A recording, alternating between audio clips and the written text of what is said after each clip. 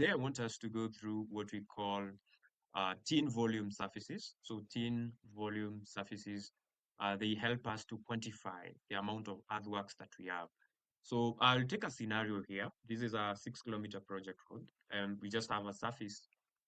This is the existing ground, a representation of the existing ground. So what we want us to do is we want to create, for example, site clearance and stripping for the entire of this section.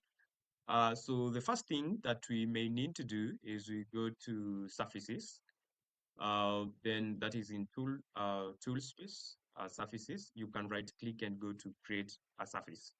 So once we create a surface, I want us to call this topsoil stripping. Soil stripping. I understand that there is entirely a video on topsoil stripping. The style here, I would want to change it to, um, let me just go to cut and fill budding. Okay, and then press OK. That's the style. For the other material, I don't want it for now. Remember, the type is still a thin surface. Then press OK. Once I have already created the shell surface, I can go to the tool space, surfaces, and then I find my topsoil stripping. Remember, this surface doesn't have any data for now. So we go to definition, define it, and then we want to go to edits. In the edits, this is where we want to add data into rate. So just right click, and then we go to paste surface. So we want to paste the existing ground into, you know, the topsoil stripping. So press OK, and it has been created. So you can see it's the one that has this elevation budding. That's the difference between the two surfaces. And then after that, of course, we need again to make some edits. So go to topsoil stripping again, edits, right click. And then we need to raise or lower these depending on the amount of stripping that we're going to do. So the amount to add here, we want to do less than, we want to strip for 200 mm. So that is minus 0 0.2. Negative means you're going down, and then press enter. So in this case, our our surface will have been lowered, and you can see it has been documented in the events vista right here, raise, lower, and then you see negative 0.2. Okay. So now we have two surfaces, and we would want to get what is the difference between the two. I have used this entire surface here just as a demonstration. I know there's a way you can restrict it to be within the corridor of the road, and we will look at that briefly. So for now, select on this surface. This is now the existing ground surface, and the one now with the budding is the topsoil stripping. So we need to get the difference between the two, and for us to be able to do that, it's pretty easy. And in this case, we have quite a number of options. The first one is we can go directly to the analyze uh, ribbon, and then in analyze, we go to the volume and materials panel. And in that one, you'll find volumes dashboard. So you just click on the volumes dashboard. Just before we go that, you can over your cursor, and it's telling you this one is meant to help us calculate cut, fill, and net volumes for volume surfaces and bounded areas within those surfaces. So it means also you can create boundaries within these surfaces and be able to get data for specific section. So this one is used for calculating volumes in multiple volume surfaces. I've talked about that in the bound areas. It will save volume information between drawing sections, and then it will also select multiple surfaces and bounded areas to show in the total volume graph. So we can also be able to create a total volume graph. We can also be able to create a summary of this one into the drawing and also generate a volumes report. Those are just but the functionalities that we have under volumes dashboard. So let's just click on volumes dashboard. And this is now the dashboard that we have, the panorama. The first icon is, of course, to toggle the net graph panel. I'm not going to talk about this for now. This one is where you want to add a volume surface to existing volume surfaces. And then there is the option to create a new. So this is where I want us to go. So click on this one to create a thin volume surface. That's the type. The surface is, of course, C-topo, should you need to change. Then you can do that from here. Then the next thing is the name of the volume. So let's call it volume.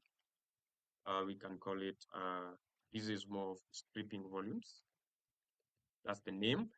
The description. So suppose I would want to give some notes. I can say 200 mm stripping.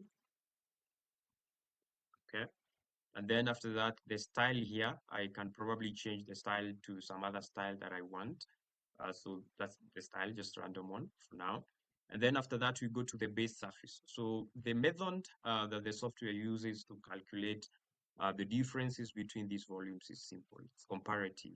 So it's comparing between a base surface and a comparison surface. So our base surface in this case shall be what? So we can use our base as existing ground, and then we wanted to compare it against the topsoil stripping. Then the cut and fill factor, we can remain them to be at 1 and then press OK. So you can see there is another surface that has been created, and you can see it has already the boundary, it covers the entire section. And after these, now you go to, you see the area. These are now the figures, comparison that you were talking about. So you can see here we have the 2D area, the cut area. This is the cut meters cubic volume. And then there's the fill. So mostly you find most of these is cut section. Then after that, you can see the net value that is adjusting. So once you do this, you would probably want to, generate you can see we have a volume report here. So we already have the volume that we need. So after that, if you wanted to add an extra volume, surface volume, you can be able to do that. And then in the tables here, or in the report, you can be able to generate a report. So in the stripping volume, I just go back, you can see the icon where you see generate cut and fill report. So click on that, and then you'll be able to get the cumulative volume for that section. Okay. So this is the cumulative volume.